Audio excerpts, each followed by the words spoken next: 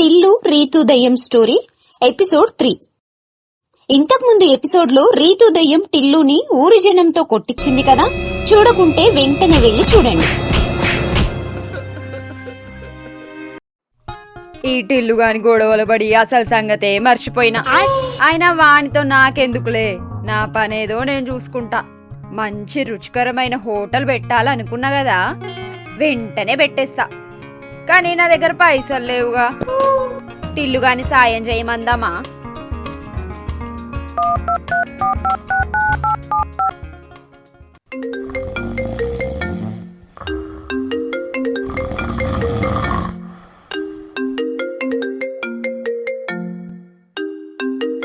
టిల్లు మామా, ఏం చేస్తున్నావు? ఏంది మాసిపోయిన మొఖం దానా?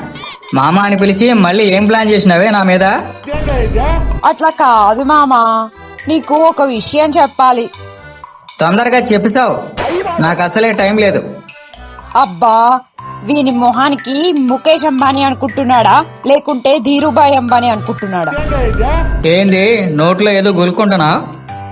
నువ్వు మస్తు మంచోని అంటున్నా మామా. సాలులే పీకిన గాడికి, సంగతి ఏందో చెప్పిసావు.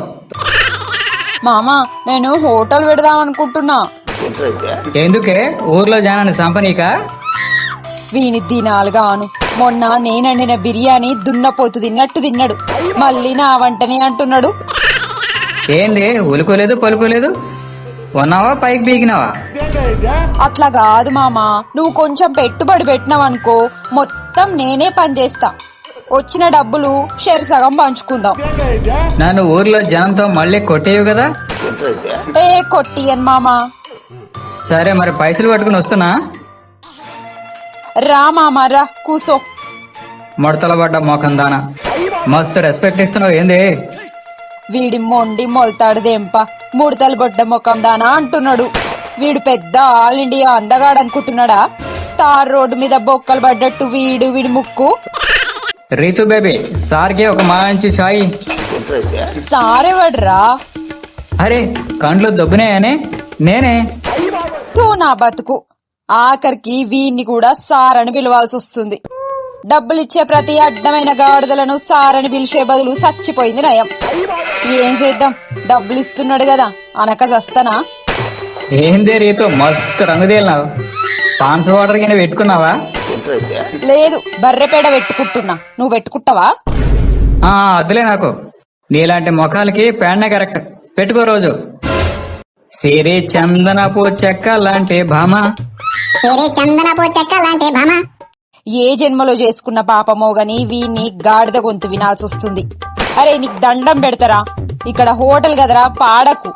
వచ్చే జనాలు కూడా రారు. ఓసే రీతు, నా కాళ్ళు బాగా నొస్తున్నాయి. షాపుకు పోయి జెండు బొమ్మ తీసుకుని నా కాళ్ళకు రాయు. వీని కాళ్ళు పుట్టుక్కుని ఇరిగిపోను, వీని కాళ్లకు గజ్జి తామర రాను. వీని పైసలు అడిగిన కర్మానికి నన్ను దయ్యాన్ని అనుకుంటుండా లేక వీని పని మనిషి అనుకుంటుండా? నువ్వైతే మొత్తం పైసలు కట్టు, నీకు 3 చెరువుల నీళ్లు తాగిపిస్తా. చందమామ కన్ను కొట్టే సందేవేళ, సిగ్గు మళ్ళీ పూలు పెట్టే చీకటేళ. వీడు మళ్ళీ మొదలు పెట్టిండ్రా నాయనా. సుఖం లేదు, నిద్ర లేదు. వీని కాకి గొంతు వింటే పని కూడా చేసుకోబుద్ధి అయితలేదు. ఇంట్రెస్ట్ మొత్తం పోతుంది. అరే టిల్లు, నీకు దండం పెడతారా, జర పాడకరా, నీకు పుణ్యం ఉంటది. అవునే, నాకెందుకు ఈ మధ్య బాలు కన్నా నా గొంతే మస్తుంటది అనిపిస్తాంది. పోయే కాలం దగ్గర పడ్డప్పుడు అట్లనే అనిపిస్తది. ఏందో అంటున్నావే? పాడుతో తీగ ప్రోగ్రాంలకు పొమ్మంటావా? పో, హైదరాబాద్ గల్లీలు మొత్తం తిప్పుకుంటా కొడతారు. పైసలు ఇయ్యు. ఇగో తీసుకో, నా కాళ్ళకి దండం పెట్టుకుని పో, అంతా మంచి జరుగుతుంది. నీ కాళ్ళు మొక్కుతే మళ్ళీ తిరిగొస్తానా?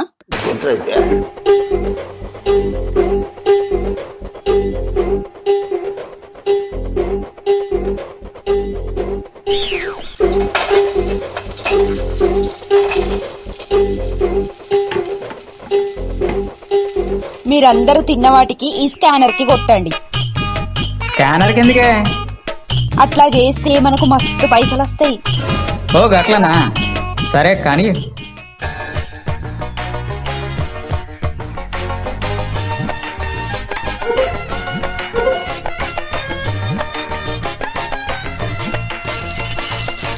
ఈ రోజు పైసలన్నీ సిరిసగం పంచుకోవాలి. ఇది ఇంకా అస్తలేదు.